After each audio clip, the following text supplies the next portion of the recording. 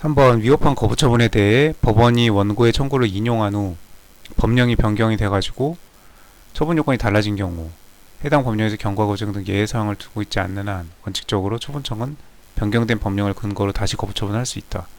지금 거부 처분이 위법하다고 해가지고 법원이 원고의 청구를, 그러니까 국민의 청구를 인용해 줬다는 얘기죠. 그러니까 행정청은 법원의 판결에 따라서 처분을 해야 돼요. 거부 처분하면 안 돼요. 위법하다고 했으니까, 법원이 위법하다고 판결을 내렸으니까. 그런데 두고 있지 않는 한 지정 그 사이 법령이 변경이 됐다.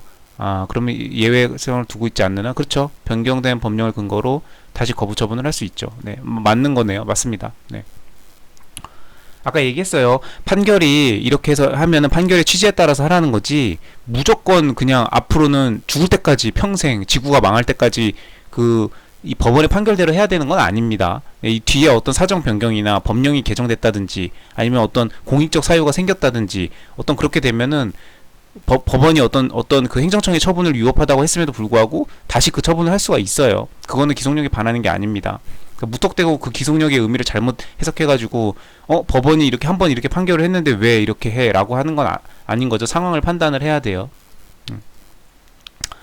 진짜 처분청은 변경된 법령을 근거로 하여 다시 거부 처분을 할 수 있습니다. 예. 그러니까 전에도 거부 처분해가지고 위법하다고 판결이 났음에도 불구하고 다시 거부 처분을 할 수 있다는 얘기입니다. 원래는 안 되겠지만 지금 변경된 법령 이런 사정이 있잖아요. 네. 인용하는 법령이 변경되었다. 원고의 청구를 그러니까 법원의 판결이 있은 뒤에 법령이 지금 변경되었잖아요. 네. 그러면은 법령대로 할 수 있다. 4번이 틀렸나 봅니다. 새로운 처분의 처분 사유가 종전 처분의 처분 사유와 기본적 사실과 기사동 동일하지 않지만 이미 해당 사유가 처분 당시에 존재하고 있었다면 이를 내세워 새로운 기속력이 저촉된다? 기본적 사실관계에서 동일하지 않다면서요. 그러니까 다른 사유 적이라면서요. 그럼 기속력이 저촉되지 않죠. 네. 이게 좀 뭔가 읽으면서 좀 뭔가 어색하죠. 이게 평소에 이제 행정법 공부를 열심히 했으면은 내가 평소에 보던 판례랑 뭔가 이렇게 문구가 이렇게 그 배열이나 뭔가 이런 어감이나 이런 게 뭔가 좀 쎄한데 이런 느낌을 받을 겁니다. 이게 정확히 뭐를 딱 집어낼 수는 없겠는데 뭔가 좀 이상한데, 이게 판례를 내가 늘상 보던 판례를 출제자가 이렇게 이제 어디를 이렇게 꼬아서 이렇게 앞뒤를 바꿔서 내든지 이렇게 아니면 뒤에 단어 하나만 바꾸든지 뭐 어떤 식으로든 바꿨기 때문에 이게 본능적으로 사람의 뇌가 이거 뭔가 쎄한데, 이거 뭔가 어색한데, 이거 뭔가 이상한데 이런 느낌을 주죠. 네. 근데 동일하지 않잖아요. 네. 그러면 다른 사유이기 때문에 기속력이 저촉되지 않죠, 일단. 네. 그래서 답 골라내는 데는 33번 행정소송 대한 설명 옳지 않은 것. 수익적 행정처분을 구하는 신청에 대한 거부처분이 있은 후에 다시 신청을 했답니다. 불구하고 그 내용이 새로운 신청을 하는 취지라면 이거 또 다시 거절했어요. 그럼 이건 새로운 거부처분을 볼 거냐? 예, 이건 새로운 거부처분입니다. 아까 행정대집행에서 2차 계고 3차 계고 그거랑은 다른 거예요. 네. 그래서 이거는 새로운 거부처분이라고 봅니다. 이거 비교적 최신 판례고요. 판례를 갖고 왔나 모르겠네요. 잠깐만요. 방금 전에 풀었던 32번 취소 판결의 기속력, 또 기속력이 저촉되지 않는다. 뭐 해야 되고, 네, 이거 다 2차에서 써야 되는 되게 중요한 판례죠. 처분행정청은 종전 처분 후에 발생한 새로운 사유를 내세워 다시 처분을 할 수 있고, 그쵸? 새로운 사유가 생겼으니까 그거에 맞게 행정청은 그 상황에 맞게 항상 처분을 해야 됩니다. 근데 법원의 판결이 있었던 거는 그때 기준으로 법원이 그렇게 판결을 한 거고, 그때 법원의 판결 이후에 다시 사정 변경이 생겼으면 그 변경된 사정에 맞게 그 상황에 맞는 행정처분을 항상 해야죠. 행정청은 그때 기준으로 다시 처분을 할 수 있다. 굉장히 중요한 판례죠, 이거. 네. 이건 판례 번호를 제가 안 갖고 온 게 이 판례가 어느 단독 판례 하나만 있는 게 아니에요. 이런 내용들은 행정법 판례에 수도 없이 수십 개, 수백 개 있습니다. 네. 이게 기본적으로 이렇게 중요한 모든 판례에 다 공용으로 들어간 내용이라서, 동일하지 않은 다른 사유에 해당하는 이상, 여기 동일하지 않은 다른 사유에 해당하는 이상 이미 존재하고 있었고 당사자가 이를 알고 있었더라도 이를 내세워 하는 것이 기속력이 저촉되지 않는다. 지금 내용들을 이렇게 어떻게 바꿔가지고 이렇게 냈죠, 아까. 그리고 33번은 안 가져왔네요. 네, 그냥 행정소송에 대한 옳지 않은 거. 수익적 행정처분을 구하는 신청에 대한 거부처분이 있은 후에 다시 거절하는 것은 새로운 거부처분이라고 보아야 된다. 이거 제가 판례를 안 가져왔는 모양인데 이거 최신 판례입니다. 최신 판례일 거예요, 아마. 네. 2018년도 판례였나? 하여튼, 네. 이때 중요한 거죠. 네.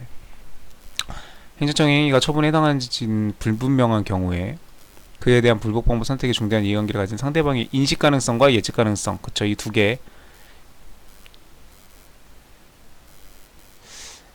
이거 처음 이거 외울 때 그 공자가 인의 예지를 강조했잖아요. 공자님이.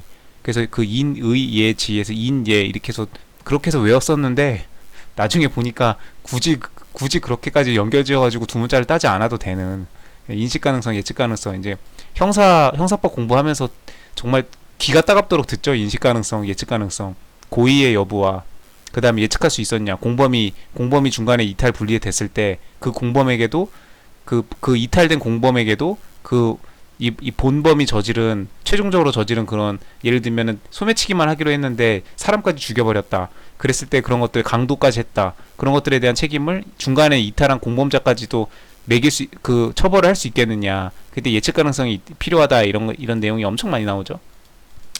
그래서 이제 너무나 그냥 익숙해진 단어가 됐었는데, 제가 처음에 행정법을 공부할 때는 형사법을 전혀 모르는 상태였기 때문에 이렇게 인식 가능성, 예측 가능성 이거를 그 공자님의 인이 예지가 떠올라가지고 이렇게 연결을 지어서 막 외웠던 기억이 나요. 거의 10년도 더 된 얘기입니다. 기본적으로 판단해야 된다. 맞는 거고요. 항고소송에서 해당 처분의 적법성에 대한 증명 책임은 원칙적으로 처분의 적법을 주장하는 처분청이 있습니다. 네, 처분청도 스스로 적법하다는 걸 주장해야 돼요. 증명해야 됩니다. 원고가 항고소송으로 제기해야 할 사건을 민사소송으로 잘못 제기했답니다. 수소법원이 관할법원에 이송하는 결정을 했고 이송 결정이 확정됐대요. 근데 원고가 그 상황에서 항고소송으로 소를 변경했답니다. 그러면 이 제소기간의 준수 여부는 어떻게 할 거니? 그냥 최초 소 제기했던 기준으로 하면 되죠. 이송 결정이 있은 때를 기준으로 하는 게 아니고요. 이렇게 하면은 당사자한테 불리해지죠. 그래서 이거는 비단 항고소송뿐만 아니라 민사소송도 마찬가지고 심지어 비송사건도 마찬가지고 최초의 소제기, 최초의 문제 제기를 하고 그렇게 최초의 어떤 그 다투자고 그렇게 이제 이 수면 위로 올라오게 되는 그런 시점부터 이제 다 인정을 해주죠. 그래야 그 권리를 보호할 수 있으니까, 권리 보호 차원에서. 그 사람, 법원으로 달려오는 사람은 뭔가 자기 권익이 침해되었거나 뭔가 억울한 사정이 있으니까 법원으로 달려올 거 아니에요. 그러니까 그 최초로 달려온 그 기준을 시점으로 한다는 거. 그래서 이거는 뭐 이송 결정이 있을 때가 아니고 당연히 그 최초에 잘못 알고 제기를 했어도 어쨌든 이 사람은 지금 원고는 이게 민사소송인지 항고소송인지 그거를 일반인이 어떻게 알아요.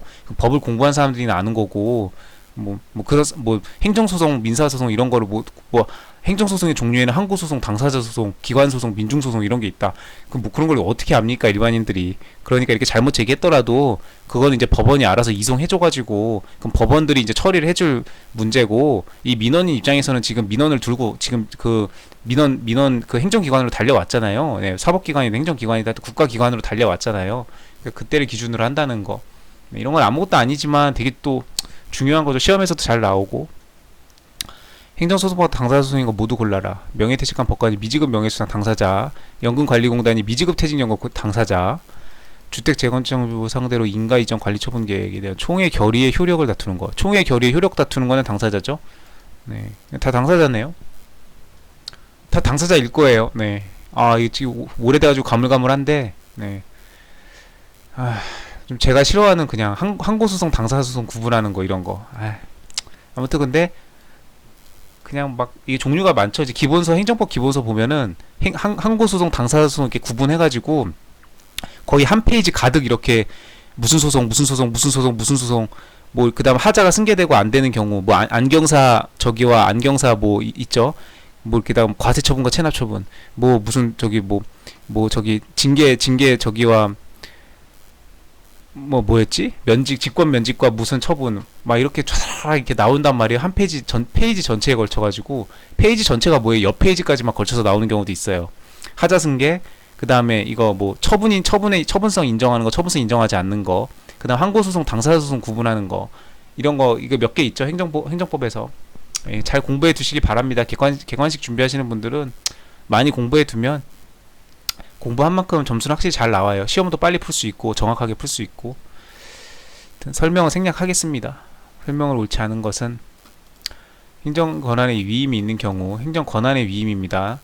그 내부 위임하고 구분해야죠. 그 사무권한은 수임청에 이전이 되죠, 완전히. 그래서 수임청은 자기 이름으로 합니다. 스스로의 책임 아래 자기 이름으로 해요.